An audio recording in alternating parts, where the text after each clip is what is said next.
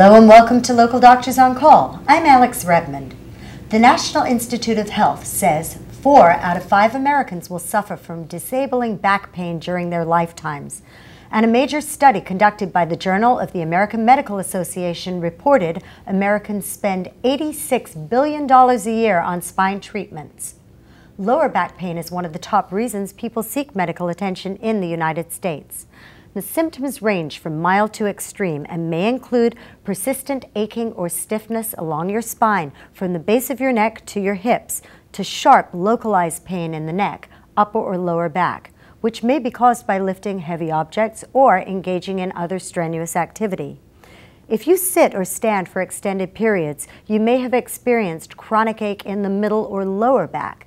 And other symptoms include pain that radiates from the lower back to the buttocks, down the back of your leg into your calf and toes, and the inability to stand straight without having severe muscle spasms in the lower back. Here to discuss and answer all your email questions about back pain is Dr. Thomas Sweeney, a fellowship-trained spine specialist with a PhD in anatomy and cell biology. He is a leading authority in minimally invasive endoscopic spine surgery. And we are also being joined by Dr. Tan Lee, a fellowship-trained spine surgeon. Both doctors practice at Doctors Hospital of Sarasota. And welcome to the show, doctors. Thank you very much. Thank you, Alex. It is great to have you here. Now, can you tell me a little bit about your training for the treatment of spinal, neck, and back problems with minimally invasive techniques? I can. My training is a little different than Dr. Lee's. I didn't learn much in the way of minimally invasive techniques when I was in residency, but our backgrounds are both in orthopedic surgery. I did a fellowship in spinal surgery. After that, I spent quite some time in the industry helping to develop some of the minimally invasive techniques that we use to treat spinal problems. And along the way, I've had the good fortune to be able to contribute to those and have enjoyed teaching other surgeons to do minimally invasive surgery over the past 8 or so years. Tan's experience was a little bit different than mine. Dr. Lee, what does minimally invasive mean? Yes, minimally invasive spine surgery means that it's a special technique that we use to do the surgery where there's minimal soft tissue damage around the spine, which would, as an end result, result in much less blood loss, quicker recovery time, much less narcotic use, and faster recovery into doing activities that you would like to do. Now, you're fellowship trained. What does it mean to be fellowship trained in spine surgery? Right. To be fellowship trained in spine surgery, all of us go through a orthopedic surgery residency where we would be exposed to spine surgery and also other orthopedic training. However, both Dr. Sweeney and I chose to do extra training where we focus mostly or all on spine surgery techniques. More specifically for me was minimally invasive spine surgery during my fellowship training. Now, you both work at the same office, so can you tell us a little bit about your practice and what your office is like? At Southeastern Spine Center, we take care of all of spinal problems. So not everything that we do is operative treatment. We take care of people who have back and neck pain and arm pain and go through the whole treatment range, including physical therapy. We also have a pain management center where we can do injections, diagnostic injections, for example.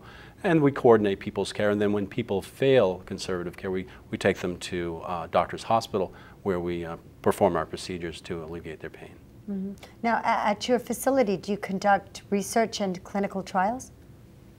We do. We have several research programs going on. One of them involves a motion-sparing device to treat back and leg pain, and we're performing that at Doctors Hospital. We have an additional study in which we're using bone graft with stem cells to help regenerate bone, to help people in certain cases where we need to do fusions. And we do that minimally invasively as well. All right. What causes some people to have trouble walking, just, even walking? There's several things that can cause issues with walking.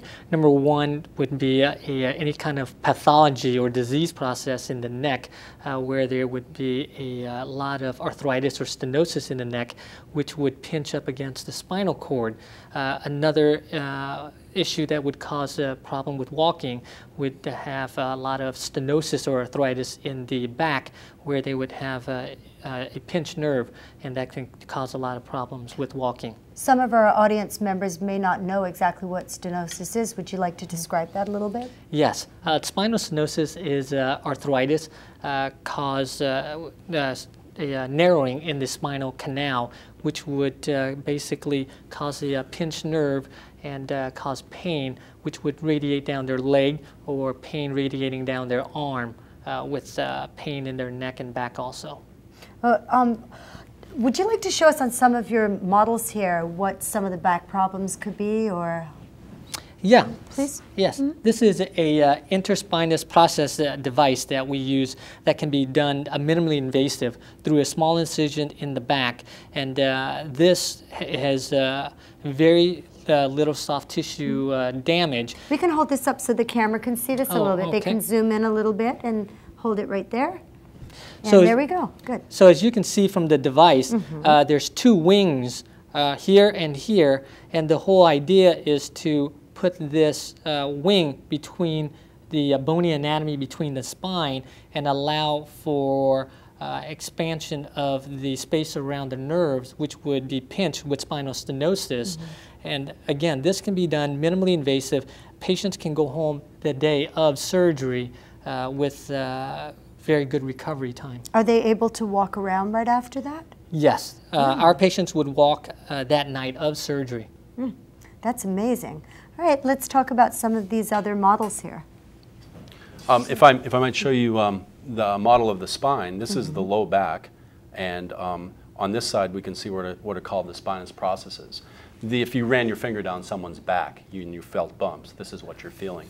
There are large muscles that run down the side of the back. Those are the muscles we try to keep in good shape so that we don't develop back and leg pain. But inside here, shown in yellow, is where the nerves are, and you can see that nerves exit the spine at multiple levels. So the spine can be stenosed or narrowed centrally, or in an area called the foramen. And sometimes we treat those differently. Of course, we always start with conservative care. Oftentimes people will say, I've had difficulty walking, and they need to lean over on a shopping cart. So we call that the positive shopping cart sign. And whenever someone says that, we have a pretty good clue as to their diagnosis might be spinal stenosis, either in their low back most commonly, but sometimes in their neck as well. All righty. And Dr. Lee, let's have a look at this one. Would you like to describe what this does and what are some of the problems that someone can have and how that can help alleviate them? Yes, this is a model of the lumbar spine with a implant which allows for motion preservation. One of the great thing about this implant is it doesn't allow for fusion, which is mostly done in spine surgery. What this allows for is preservation of motion, so we can still alleviate the back pain, and this implant allows for that back pain relief, and also allows for motion. All right, thank you for that. We're going to go ahead and take a break, and when we come back, we will be answering some of your email questions and talking more about spine and the treatments of spine. So stay with us for Local Doctors on Call, and we'll be right back.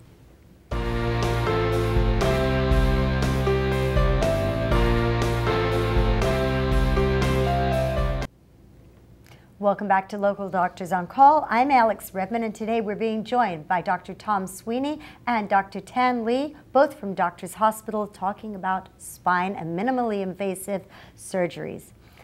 We're going to go ahead and take one of the email questions right now that our viewers sent in, and this question asks, I often hear the term minimally invasive surgery. What do you treat with minimally invasive surgery? And that is from Frank in Sarasota. Go ahead, Dr. Lee. Yes, that's an excellent question. Minimally invasive spine surgery and the treatment of it can be used in many facets of spinal conditions, from the neck to the arm and the back, and leg pain also. It can be done through outpatient surgery, where patients can go home the next day or even that night of surgery. All right. Susan in Longboat Key asks, do you treat neck, back, arm, and leg pain? We do. Those all can come from spinal conditions. And one of the advantages we have, I think, of being orthopedic surgeons is that we can evaluate the major bones and joints. So when someone comes in complaining of shoulder pain or even just pain below the elbow or below the knee, we can evaluate the associated joints because there is some overlap in what people complain of. Difficulty walking can come from pressure on the blood vessels or pressure on the spine. We have tests to determine that. And shoulder pain can come from a rotator cuff tear. It could come from a carpal tunnel problem, or it certainly could come from a pinched nerve or a herniated disc in the neck. And so we evaluate people and take it from there. Dr. Lee, are there minimally invasive surgery outpatient procedures to treat some of the problems that we have been talking about, outpatient procedures? Yes, there are a multitude of techniques and surgeries that can be done on an outpatient basis, either in the neck or in the back. All righty, we're going to go ahead and take another email question. Is there anything that can be done for lower back pain or neck pain that is not bad enough to consider having a major spinal operation? And that is from Jennifer in Sarasota. Okay. Thank you, Jennifer. Absolutely. We would hope that everybody stays active and does back and neck exercises so that they don't develop low back pain or neck pain. But if you're starting to develop it and it's just annoying, there are a multitude of things to do with. Typically, people have tried non-steroidal anti-inflammatories, things like Advil or Aleve, which are over the counter. If you follow the directions on those and take them with food and you don't have any allergies, those are very safe. The next course of treatment is to seek help, and that usually involves an examination. I've recently read that 1 out of 2 healthcare visits in the United States is due to back pain. We see people early on with back pain. You don't need to think you need to have surgery to come to see us. And so we'll evaluate you, do a physical examination. We do x-rays in our office, and if need be, we can obtain an MRI study to further define what the problem might be. From there, the usual next step is physical therapy, and that helps most people. So people aren't too sure about how long certain techniques have been around. How long has minimally invasive and endoscopic surgery been around? When did it start? Well, I hate to date myself, but it started when I was in residency, back in the early 1990s. We started using endoscopes to treat minimally protuberant discs. Very large discs at that time were still treated with open operations with incisions as big as 2 to 4 inches. MRI has helped us. MRI helps us localize things a little bit better. And I was fortunate to be involved with several of the companies that have developed new instruments, implants, and really the platform, because minimally invasive surgery, the best way to think about it, it's a platform to achieve the goals that used to be achieved through a big open incision. So we can still do the kinds of things that we did and treat all of the problems that people have with their spines by using a variety of treatments. It's interesting that many of the tools that we use don't just come from one source. The sources that develop these implants and the techniques have come from all over the country, and sometimes some of the best have even come from outside the country and been brought in. And so we will pick and choose those. And I like to say that everybody's spine is just like their fingerprint. It's very different. And so it's hard not to listen to other people and hear what may work or may not work for them. It's best to come in and get your own opinion and see what can be picked and chosen to treat your particular problem. And so we have all those resources. I kind of liken it to being a mechanic.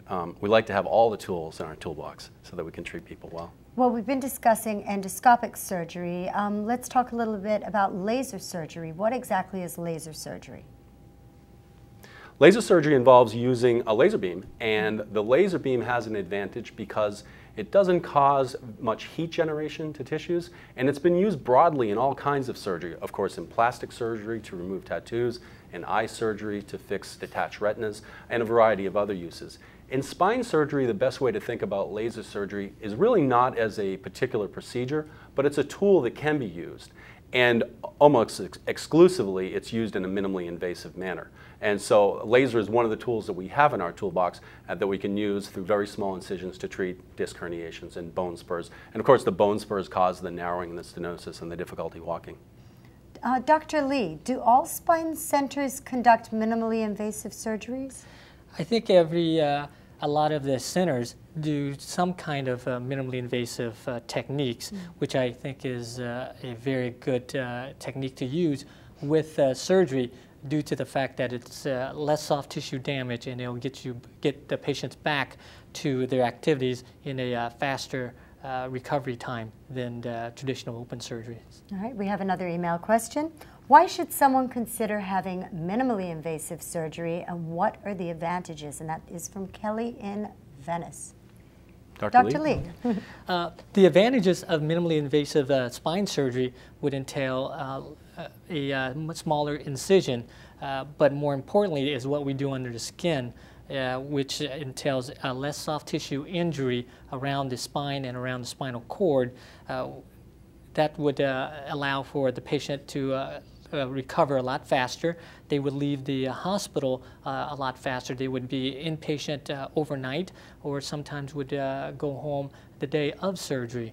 There's much less narcotic use or pain medication use after surgery also. And do you have someone there on staff after you do the surgeries to help a little bit with rehabilitation, etc.? Yes, we do. After surgery, we get them up and moving right after surgery, and we always make sure that they're perfectly safe to go home prior to letting them leave the hospital. All right, when we come back from our break, the doctors will be answering more of your question about spine health, how you can prevent injury, and what you can do if you have an injury. So stay with us, we'll be right back.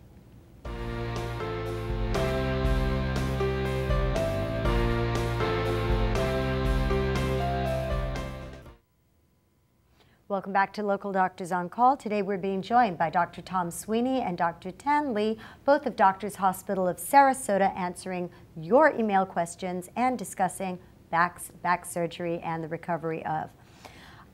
Let's talk a little bit about who develops these new techniques. These techniques really come from a variety of places. I guess to start with, they come from inside the United States and also outside the United States.